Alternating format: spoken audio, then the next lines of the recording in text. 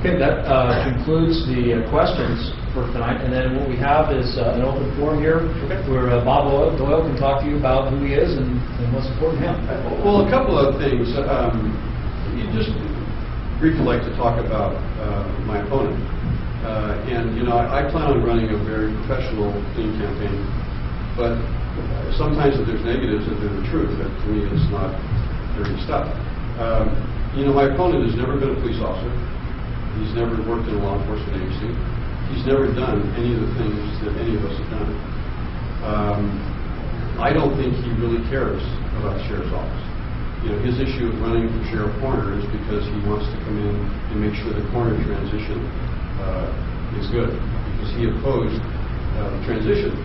Any of you ever followed anything that happened at the board, he really made a very feeble attempt at keeping the organization separate. And if I were an employee of that organization, I would have been very disappointed in my boss.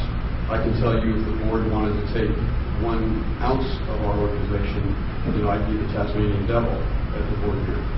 And so I don't think he cares much about us. He didn't care much about our history. He doesn't care much about our culture. And I don't know if he realizes that the coroner budget-wise will be like 1.5% of our total budget of $50 million. If you count deaths versus calls for service, it's roughly 2%. And so his transition from being the coroner of a 5 or 6 person operation and a $1.2 million budget would be a considerable jump, although in his campaign statement, he says he should be elected because no one should have on-the-job training in the coroner operation.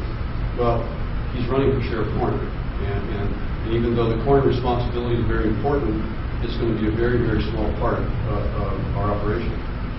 In his campaign statement, which is public knowledge, he claims that during his 36 years, in 1980, he personally investigated all 7 trailside homicides, and I don't, most of you weren't here for that. That was a very grim time in our county. I'm sorry, I can't hear you. Most of you weren't here for that. For that, 1980, it was a very grim time in our county, and I talked to the lieutenant who was in charge of investigation, who since retired. I talked to the chief investigator, who since retired, and Ken Holmes had absolutely nothing to do with any of those homicide investigations except retrieving the bodies, which that's the coroner's responsibility. And so I don't know how he can claim to do that. He also claims that he's going to bring the men and women of our organization and the coroner operation into the 21st century. If you check the operation of his office, he's got things on 3x5 cars, he has no personnel rules and regulations, and they still log the deaths in a big book that we used to use in the jail in 1970 when there was no automation. And so, to me, this election is about who's the most qualified, and I think clearly that it was me. A little bit about me. I've been here for 40 years. Some of you probably haven't been alive for 40 years. And I started as a Deputy Sheriff 1 in the courts. And there's a little history to the Deputy Sheriff 1, Deputy Sheriff 2 class. When I first started, there were 10 Deputy Sheriff 1s who worked on the court floor.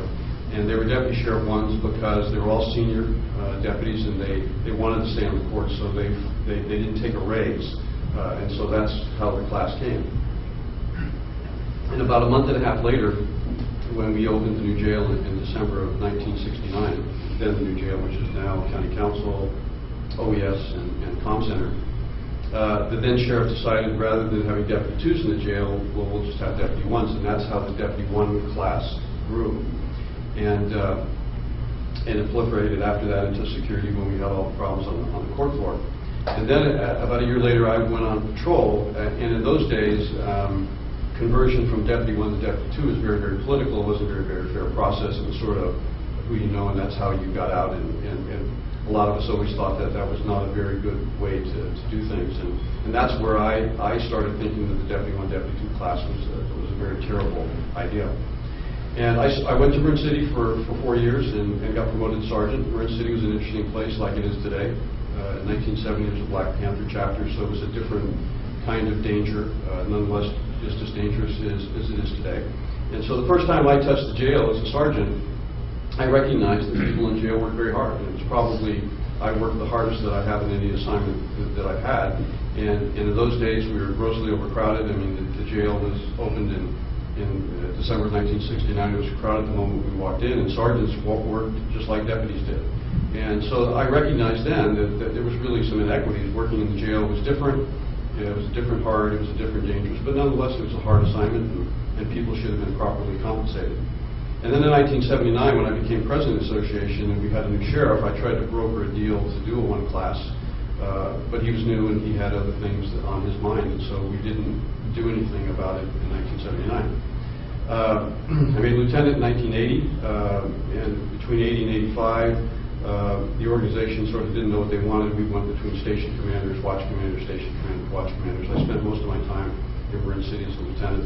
1985, I went back to the jail on an assignment because we were under court order. We were being threatened by Board of Corrections because we didn't have the proper policies and procedures, and so I was assigned there to try to clean up that situation, which I did because I got promoted to captain a year later, and then I was assigned to the chief for a number of years for the new jail, which is now built in 1994. And then in 1989, I was appointed under sheriff by my predecessor, by Chuck Randy, who was the sheriff at the time. In 1996, I was appointed sheriff when he retired, and I fulfilled his term, and then I ran unopposed in 1998, 2002, and 2006, and I'm now opposed for the first time.